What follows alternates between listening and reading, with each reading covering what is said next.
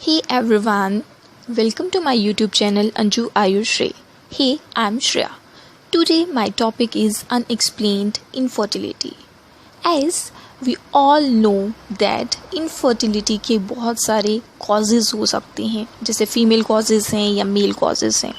अगर हम mail causes की बात करते हैं तो बहुत सारे स्पर्म डिसऑर्डर्स आ सकते हैं, जैसे ओलिगोस्पर्मिया, एजोस्पर्मिया, टेरेटोजोस्पर्मिया. और नॉट ओनली स्पर्म डिसऑर्डर्स, इसके साथ वेरिकोसील, हाइड्रोसील और बहुत सारे ऐसे रीजंस एंड कॉजेज़ जो हैं वो हो सकते हैं. अगर हम बात करते हैं फीमेल की क्या कॉजेज़ हो सकते हैं तो मेंस्ट्रुअल इरेगुलरिटीज़ हो सकती हैं, ओवेरियन कॉजेज़ हो सकते हैं जिसमें पीसीओडी आता है, देन यूट्रेनल कॉजेज़ हो सकते हैं, ट्यूबल कॉजेज़ हो सकते हैं, बहुत सारे.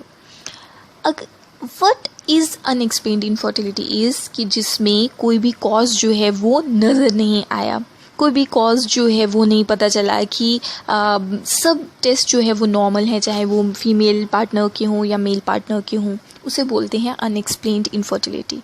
अगर हम आयुर्वेद में बात करते हैं तो आयुर्वेद में अगर हम हेतु मीन्स कॉजेज़ की बात करें तो उसमें एक जगह आया है दिव्य. दिव्य का मतलब भी हम ऐसे ले सकते हैं कि और कोई कॉज नहीं मिला है, दिव्य जो है ये उसकी वजह से जो है या अनएक्सप्लेन्ड जो है वो हम इनफर्टिलिटी उसमें ले सकते हैं.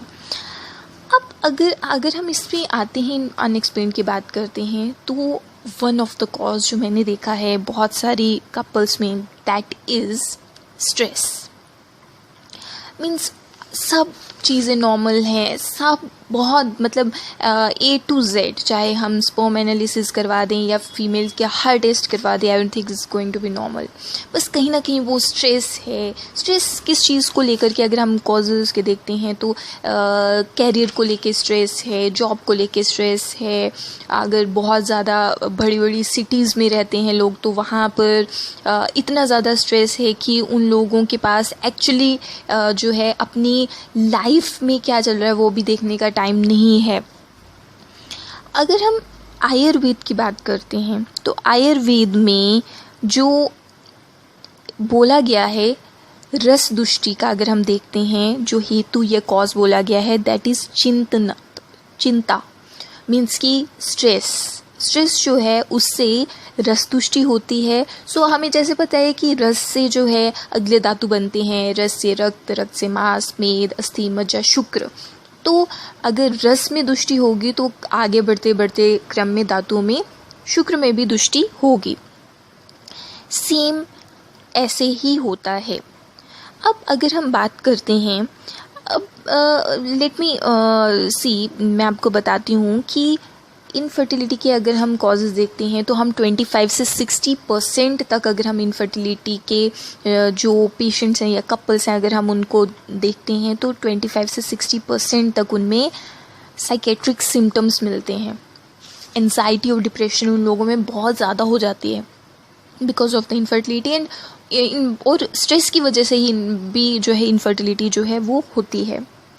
ये चीज़ देखी गई है कि कुछ जो है इनफर्टाइल जो है कपल्स जैसे आते हैं, वो जब लोग जो है कहते हैं कि चलो अब हार मान चुके हैं कि नहीं, now we don't have any chance ना, वो अडॉप्ट करते हैं एक चाइल्ड. घर पे जब वो बच्चा आता है तो इतना स्ट्रेस लेस माहौल हो जाता है कि 1-2 साल में या विद इन अ ईयर भी कपल्स जो हैं वो they have their own babies. So ladies conceive कर जाती हैं क्योंकि स्ट्रेस ही हट गया.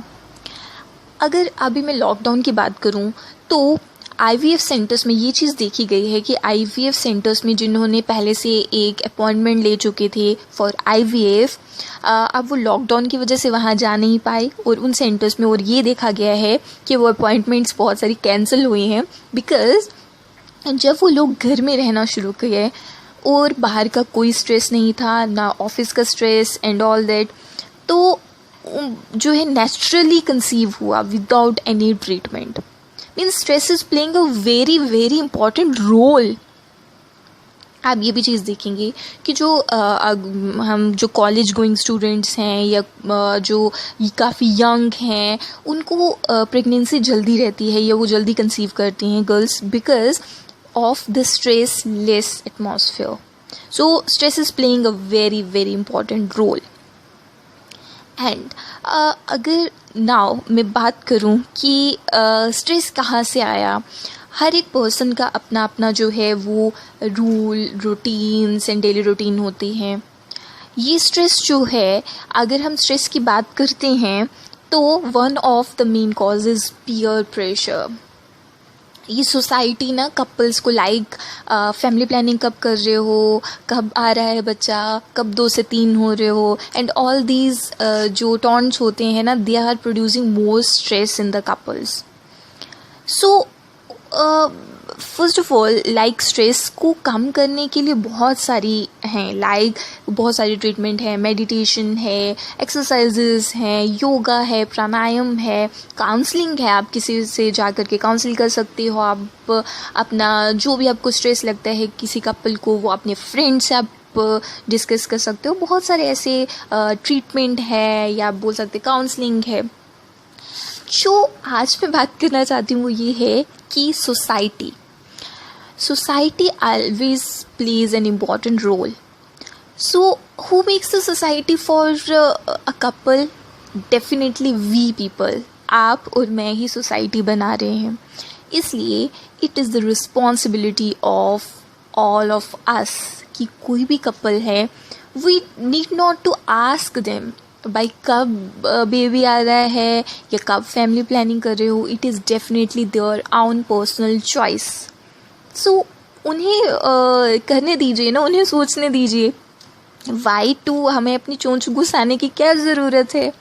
सो ज़िम्मेदार नागरिक होने के लिए हमें भी चाहिए कि हम किसी भी कपल की पर्सनल लाइफ में कभी इंटरफेयर ना करें, and let them be the role model, let them be the decision maker, है ना.